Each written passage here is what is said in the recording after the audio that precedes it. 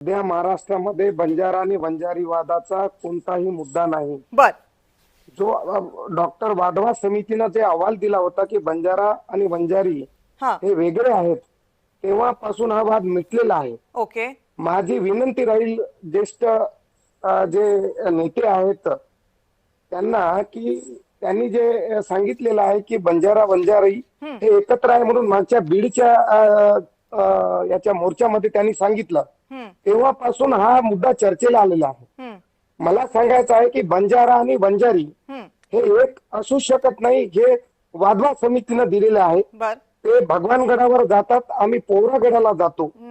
आमचे रोटी बेटी व्यवहार नाही आहे, वेशभूषा वेगळी आहे, आमची बोली भाषा वेगळी आहे, आमची संस्कृती वेगळी आहे.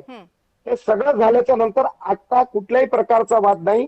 परंतु मनोज जरांगे पाटील साहेबांनी हे जेव्हा हे गॅजेटचं लागू करून घेतलं त्यांना मराठा आणि कुणबी समाजासाठी, त्यामुळं वंजारा समाज आता त्यांचे नेते हे पुढे येऊन हे अशी माहिती या ठिकाणी देत आहे.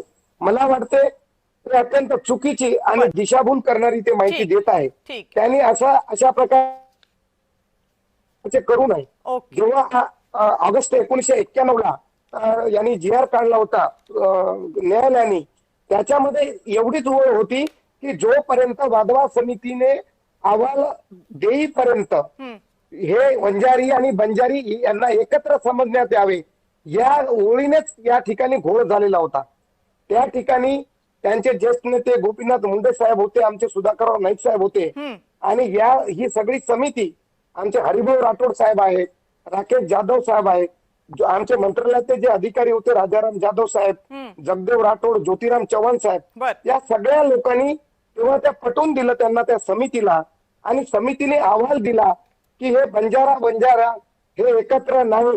तेव्हापासून हा वाद मिटलेला आहे आणि त्यांना वेगळं आरक्षण या ठिकाणी देण्यात आलेलं आहे.